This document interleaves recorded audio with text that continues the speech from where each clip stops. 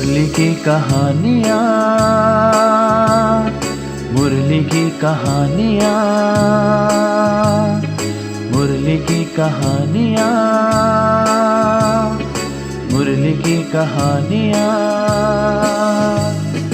रहमते प्रभु की है खुदा की मेहरबानियाँ, रहमते प्रभु की है खुदा की मेहरबानियाँ।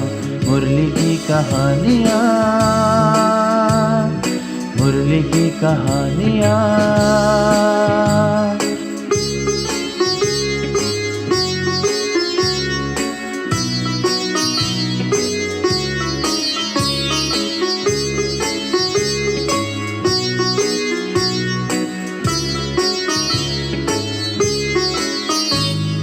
गहरे भेद खोलती, श्री मुख से बोलती, जोड़ती अध्यात्म से प्रेम रंग घोलती।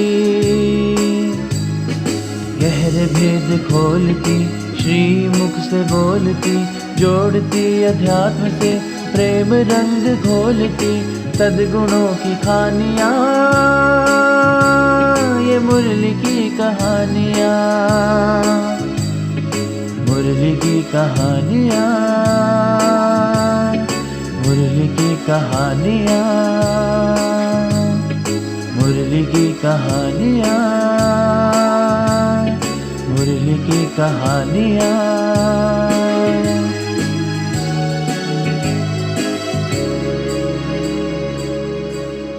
सभी परमात्मा स्नेही मीठे भाई बहनों को ओम शांति। आज हम आपके सामने एक और नई कहानी लेकर प्रस्तुत हुए हैं, जिसका जिक्र भी बाबा मुरली में अक्सर करते रहते हैं। ये कहानी बड़ी रोचक है, जिसका शीर्षक है अंधे और हाथी। जैसा कि हम सभी जानते हैं कि परमात्मा को लेकर मनुष्य में अनेक प्रकार के मतांतर हैं और सभी ने अपने अपने अनुभव के आधार से परमात्मा को जो चाहे सो कह दिया। तो आइए हम कहानी शुरू करते हैं। एक गांव में अंधों के लिए एक पाठशाला थी।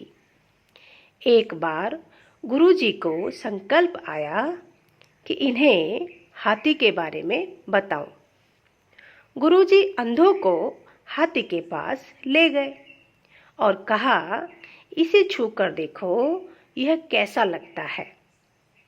अंधों ने उसे छूना शुरू किया। एक अंधे ने उसका कान पकड़कर सोचा कि हाथी तो सूप जैसा है, अर्थात अनाज साफ करने वाला बर्तन। दूसरे ने फिर पैर पकड़े, वह भी सोचने लगा और कहा, हाथी तो स्तंभ जैसा है। फिर तीसरे अंधे ने हाथी की सूंड को छुआ, वह भी कहने लगा, अरे हाथी तो एक मोटे डंडे जैसा है।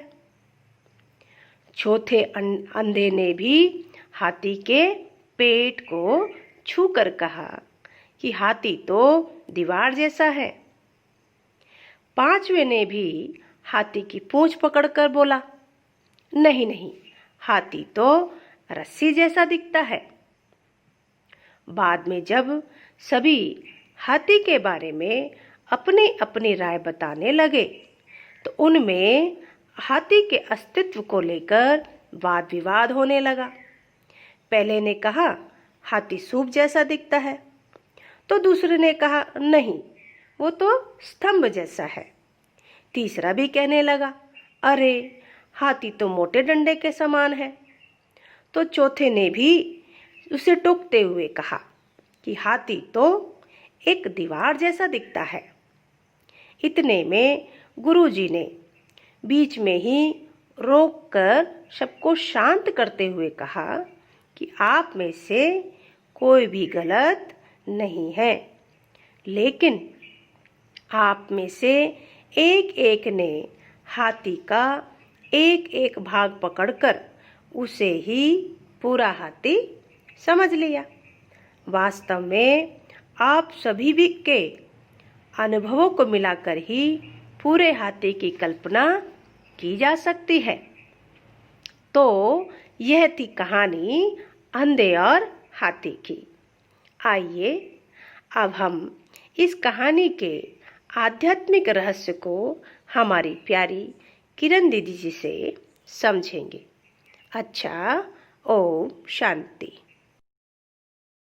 ओम शांति। आज हम बाबा के मुरली के एक और कहानी की ओर ध्यान करते हैं। कहानी में बाबा 5 अंधों की बात सुनाते हैं, हाथी और अंधे।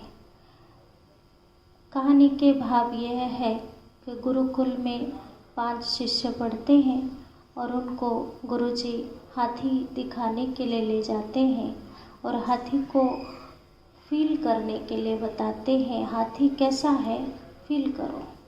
तो पांचों ने 5 चीज़ों को पकड़ लेते हैं और सभी अपने अपने विचार आकर आपस में वार्तालाप करते हैं और बहस भी हो जाती है।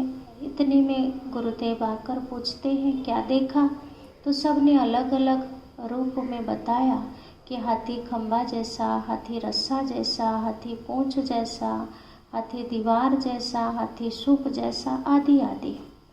तो ये बात आज हम अगर मुरली में सुनते हैं, बाबा हमें ये उदाहरण इसलिए देते हैं कि जैसे गुरुदेव ने कहा इस कहानी में कि उन 5 ब्लाइंड में एक भी गलत नहीं थे, परंतु यथार्थ रूप नहीं जान पाए क्योंकि वो ब्लाइंड थे। आज भी इस समाज में आध्यात्मिकता के अलग अलग रंग रूप है। भगवान के बारे में सभी के मंतव्य अलग अलग है, सबके मत अलग अलग है। कोई कहते हैं परमात्मा साकार में है, कोई कहते हैं परमात्मा निराकार रूप है, कोई कहते हैं परमात्मा प्रकृति में है, कोई कुछ कहते कोई कुछ कहते हैं। सभी परमात्मा के अस्तित्व के बारे में आलोचना करते हैं और गलत भी नहीं है, परंतु परमात्मा का यथार्थ परिचय भी किसी के पास नहीं है, क्योंकि परमात्मा के बारे में यथार्थ परिचय स्वयं परमपिता परमात्मा आकर हम सबके समक्ष एक सूक्ष्म गति के माध्यम से सिखाते हैं। क्योंकि परमात्मा कोई वस्तु नहीं है और परमात्मा को हम आमने सामने नहीं देख सकते, परमात्मा को अनुभव कर सकते हैं। उनके कर्तव्य को, उनके मदद को, उनके अस्तित्व को हम अनुभव कर सकते हैं। परमात्मा को इन सर्व चक्षु से देख नहीं सकते, उनके मदद के हम पात्र बन सकते हैं। हमें परमात्मा जिन जिन स्थान पर जिन जिन आवश्यकता के अनुसार मदद करते हैं, उन बातों को हम अनुभव करते ये अनुभव कर सकते हैं कि परमात्मा का अस्तित्व एग्जिस्ट है और वही परमात्मा निराकार है और वो परम सत्ता है, परम सत्य है।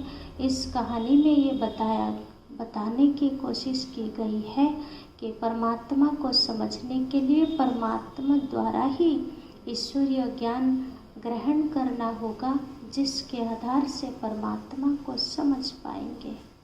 ओम शांति।